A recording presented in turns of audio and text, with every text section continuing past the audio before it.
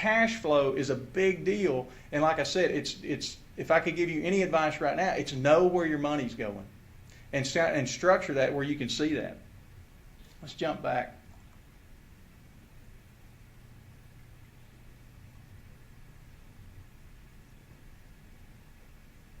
So that's kind of cash flow. If I was going to move around to those four quadrants and we moved up to liabilities. Liabilities, guys, I have clients that are wealthy who still have some student loan debt. I have clients that are wealthy that have a home mortgage and they have auto debt and they have maybe they borrowed money to buy into a practice and they've done some of those type things. If I was going to give you any advice around liability or obligations that you owe to somebody else, it would be to hone in on the credit card debt. Credit card debt in the financial world, credit card debt is equal to financial cancer in your world. And people can live and recover from cancer. But I don't know anybody that going in would choose to have cancer. And it's avoidable on the front end, and it's about choices, and that's what we spend a lot of time with clients and just talking around. A lot of these things are just choices as you go and work through. So if we look at liabilities overall, and then we switch over and we start looking at protection if we go across the top. It's things like Mike was talking about. You've got home and auto insurance and umbrella liability policies and the things that are going to show up when we have a bad day. And that's a big deal. But the protection is the bumper that is going to be around our entire financial plan.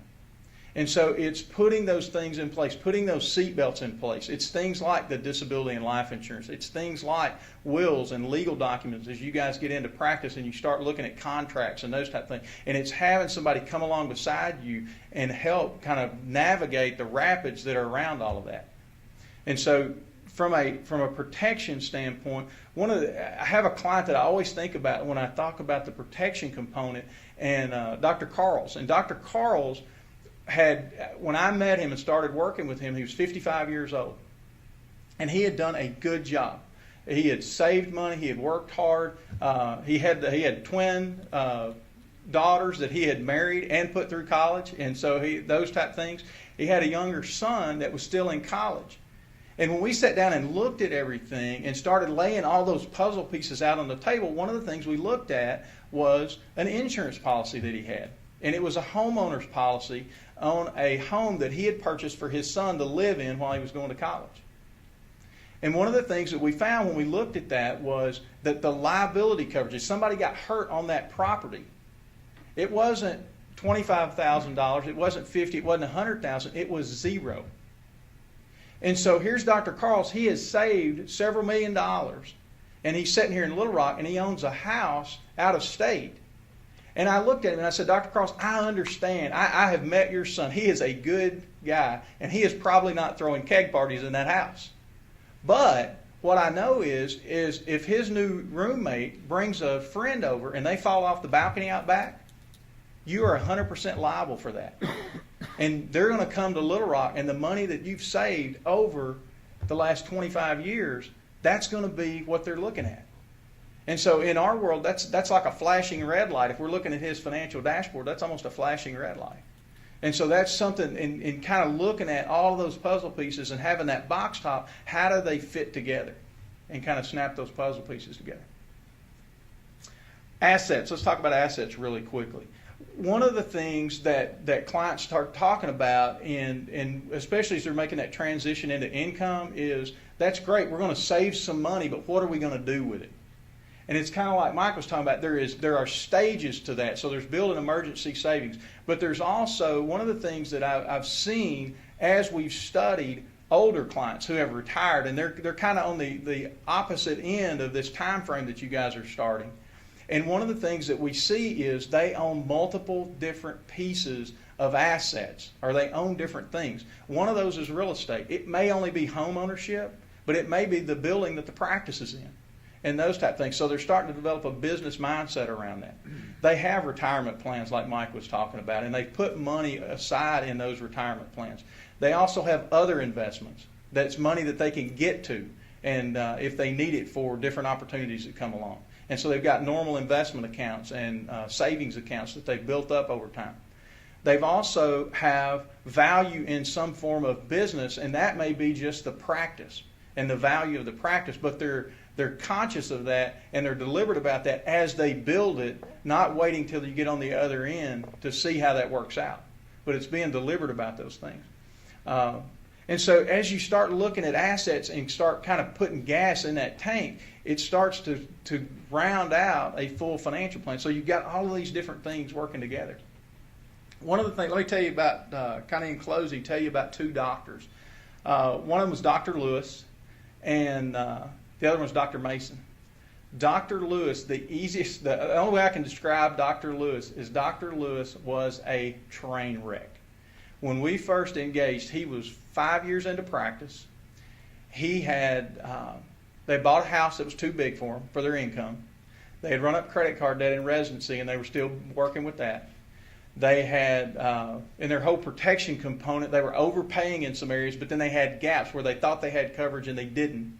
And we started looking at those type of things. He had joined a rural hospital and signed a contract for a long-term deal to where they paid off student loans. And he did not do his due diligence on the front end. And they found out after they were there 3 years, they didn't like the community. And so they didn't do any of their homework. And he didn't know where his money was going. And when he started trying to get out of the rural hospital thing, the hospital had changed administration. They didn't know how much they paid and what they owed him. And you'd look at it, and it was just, I don't know if we will be able to, over the next several years, to save him from filing bankruptcy because of just the position that they put themselves in. And it's not, they didn't do any one big thing wrong. It was a lot of accumulated bad decisions over time. And so it's looking at that. Now, Dr. Mason, that's on one far end of the spectrum. And on the far other end of the spectrum was Dr. Mason. And I sat down with Dr. Mason, and Dr. Mason has always had a box top.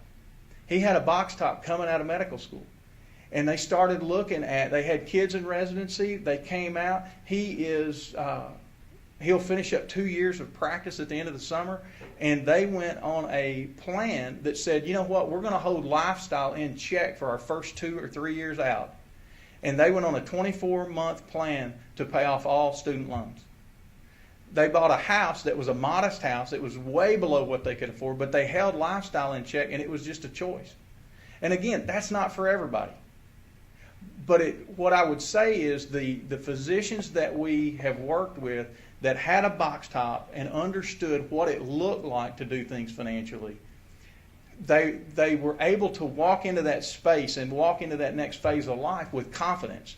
And they were also not anxious about buying a house in residency and should I rent, should I buy it. They were able to calmly go into that and make some of those decisions. The folks that I've been around who don't have that kind of box top, they kind of stumble into that part of life and they're just awkward in that space.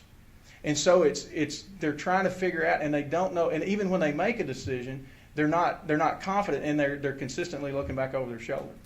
And so it's getting in front of it and kind of looking out and having a 3 and 5 year plan and really looking at the whole picture of the box top. So, Tom. Thank you, Warren.